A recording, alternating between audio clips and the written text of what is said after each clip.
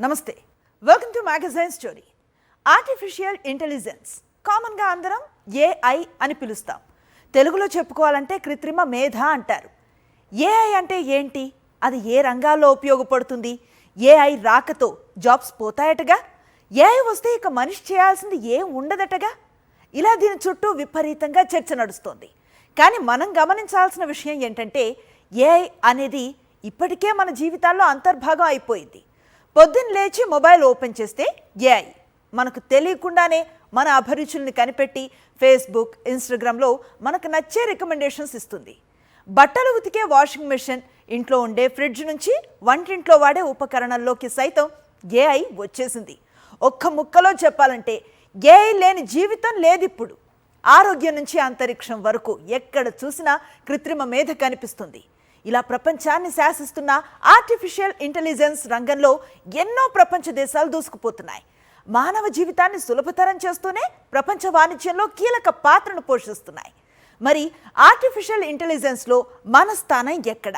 కృత్రిమ మేధను మనం వాడుకుంటున్నాం సరే, ఆవిష్కరణల్లో మనం ఎంత ముందున్నాం? భవిష్యత్తులో ఈ రంగాన్ని శాసించేందుకు భారత్ ఏం చేయబోతోంది? ఇదే ఇవాల్టి మ్యాగజైన్ స్టోరీ. దోసలు వేసే మెషిన్ నుంచి అంతరిక్షంలోకి ప్రయోగించే రాకెట్ వరకు ప్రతి రంగంలోకి ఏఐ చొచ్చుకొచ్చింది. కొన్ని దేశాల్లో ఏఐ ఆధారిత సెలూన్ షాపులు కూడా వచ్చేసాయి. టెక్ నిపుణులు చెప్పే భాషలో మాట్లాడుకుంటే ప్రపంచంలో కరెంటును కనుగొన్నప్పుడు ఎంత సంచలనం రేగిందో ఆ స్థాయి సంచలనంగా కృత్రిమ మేధను అభివర్ణిస్తున్నారు. ఇప్పుడు మనం చూస్తున్నది జస్ట్ ట్రైలర్ మాత్రమే. మరో దశాబ్దం తర్వాత ప్రపంచం మొత్తం ఏఐ చుట్టూ తిరుగుతుంది. ప్రస్తుతం మనం కళలో కూడా ఊహించని పనుల్ని అది మన కళ్ళకు కట్టి చూపిస్తుంది. అందుకే ఏఐ రేస్లో భారత్ను ముందుంచేందుకు ప్రభుత్వం వడివడిగా అడుగులు వేస్తోంది. ఇప్పటికే బడ్జెట్లో నిధులను కేటాయించి ఏఐ స్టార్టప్స్ను పెద్ద ఎత్తున ప్రోత్సహిస్తున్న కేంద్రం ఇప్పుడు ఏఐ ఇంపాక్ట్ సమ్మిట్ పేరుతో అతిపెద్ద కార్యక్రమానికి శ్రీకారం చుట్టింది. ఈ సమ్మిట్ లక్ష్యం ఏంటి? దీని ద్వారా భారత్ ఏం ఆశిస్తోంది? ఇప్పటికే ప్రయోగశాలల్ని దాటి మానవ జీవితాల్లోకి ప్రవేశించింది ఆర్టిఫిషియల్ ఇంటెలిజెన్స్. బోర్డ్ రూములు దాటి సమాజంలోకి వచ్చేసింది. Health and medical, Vidya, engineering లాంటి రంగాలతో పాటు వ్యవసాయ రంగంలోకి కూడా ప్రవేశించింది. ఇంట్లో కుండీలో ఉండే ఓ పూల మొక్కను ఎంత మట్టి అవసరం, అందులో పోషకాలు ఎన్నున్నాయి, రోజుకు ఎంత నీరు అవసరం వంటి విషయాల్ని కూడా ఇప్పుడు ఏఐ నియంత్రిస్తోంది.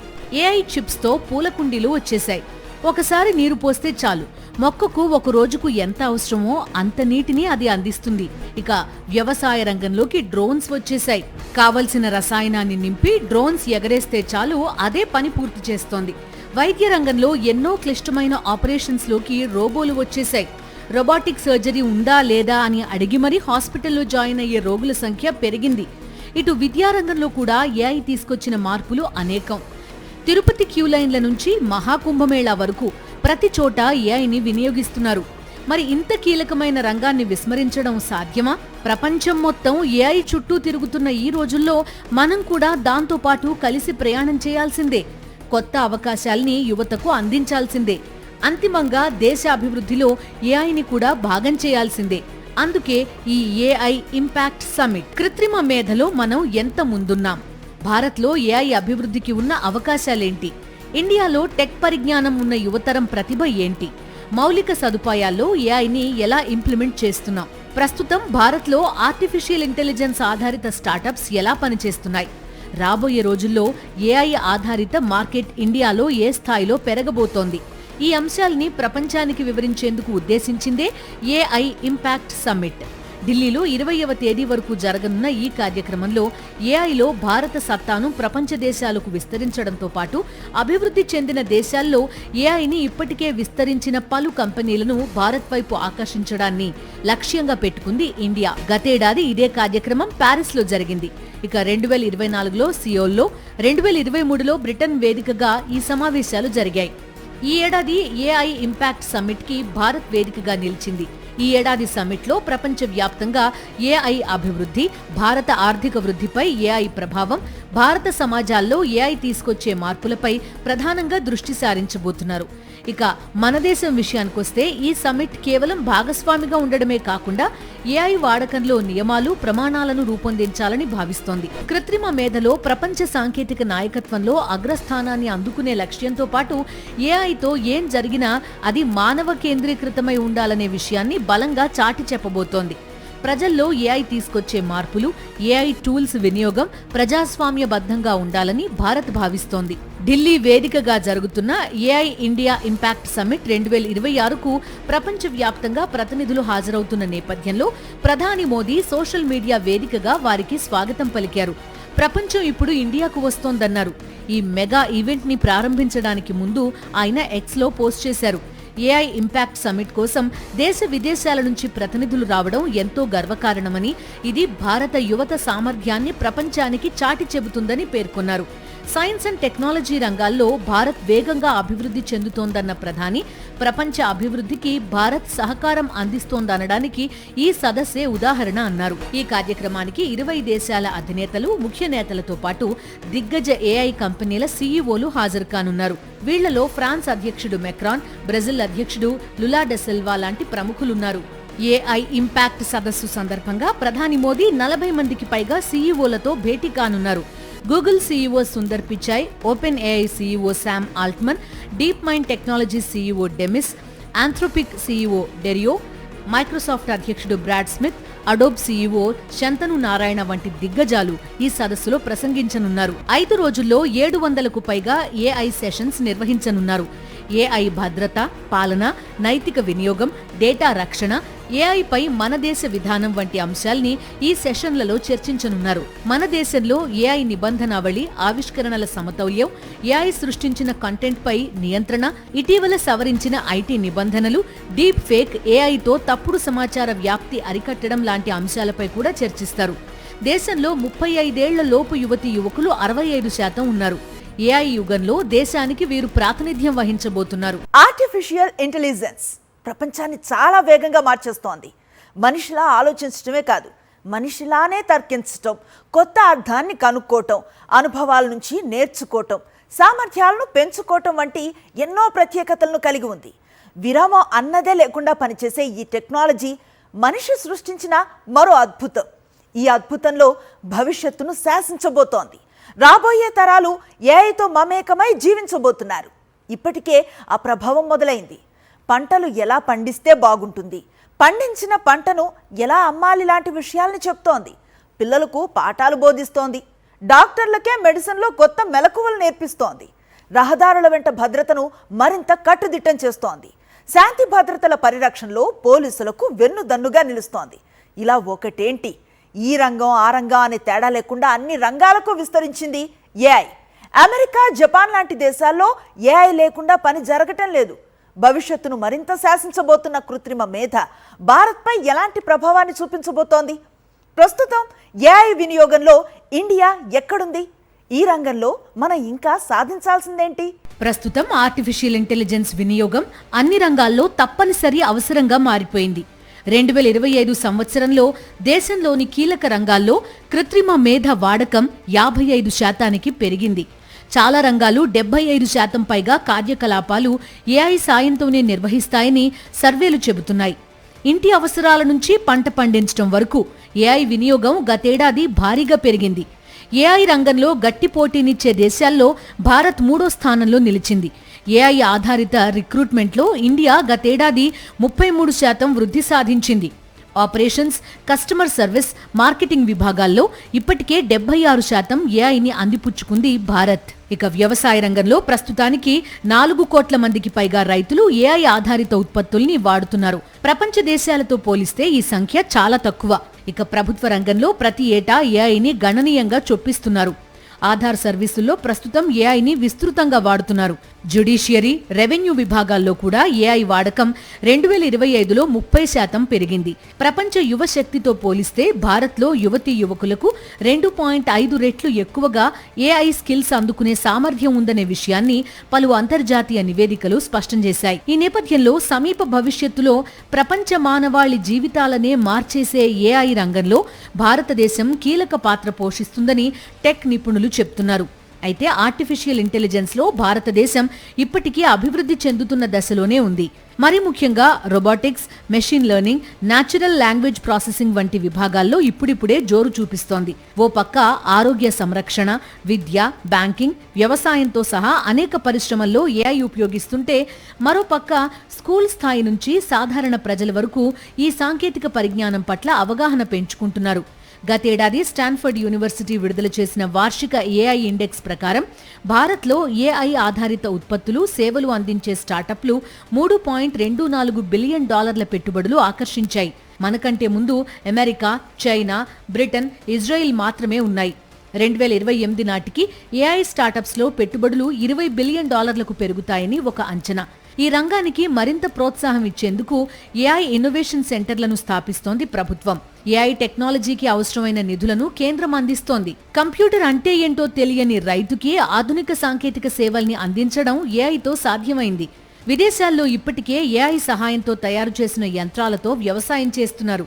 పంటని పర్యవేక్షించడం, రసాయనాలు చల్లడం లాంటి పనులను డ్రోన్లు చేస్తున్నాయి. మన దేశంలోనూ ఏఐ సాయంతో తయారు చేసిన కిసాన్ సువిధ లాంటి యాప్స్ రైతులకు సేవలందిస్తున్నాయి. వాతావరణ మార్పులపై అప్రమత్తం చేయడం, పంట సంరక్షణ చిట్కాలు అందించడం, పంట అమ్మకానికి సహకారం అందించడం లాంటివి కొన్ని యాప్స్ చేస్తున్నాయి. ఇవి కాకుండా మైక్రోసాఫ్ట్, అమెజాన్, సిస్కో లాంటి సంస్థలతో కేంద్రం ఒప్పందం కుదుర్చుకుంది.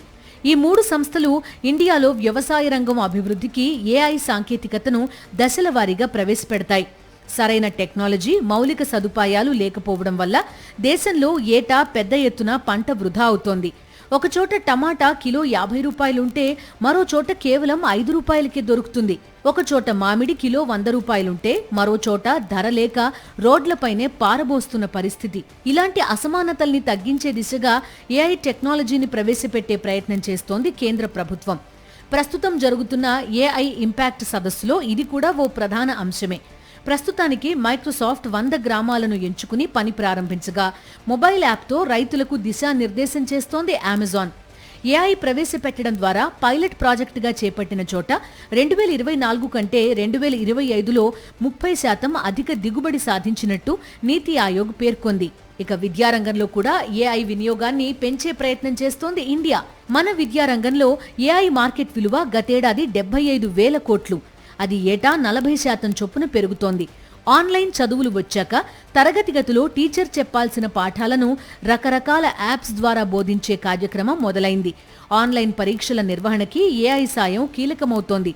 విద్యార్థి సామర్థ్యాలను, నైపుణ్యాలను ఏఐ టూల్స్ ద్వారా అంచనా వేసి ఒక్కొక్కరి బలాబలాలను గుర్తించడం ద్వారా చదువులో వెనుకబడిన విద్యార్థులపై ప్రత్యేక శ్రద్ధ తీసుకోవడానికి ఉపాధ్యాయులకు వీలు కలుగుతోంది. ప్రస్తుతం దేశంలో machine learning, data science, natural language processing, robotics వంటి ఏఐ నైపుణ్యాలకు అధిక డిమాండ్ ఉంది.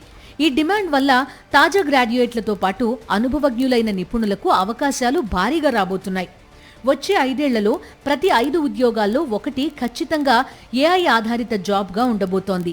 ఈ క్రమంలో ఇంజనీరింగ్ విద్యార్థులు సాధారణ కంప్యూటర్ కోర్సుల కంటే టెక్ రంగంలో కఠినమైన సమస్యలను పరిష్కరించడంలో సరికొత్త ఏఐ ఆధారిత అంశాలను నేర్చుకోవాలని నిపుణులు సూచిస్తున్నారు.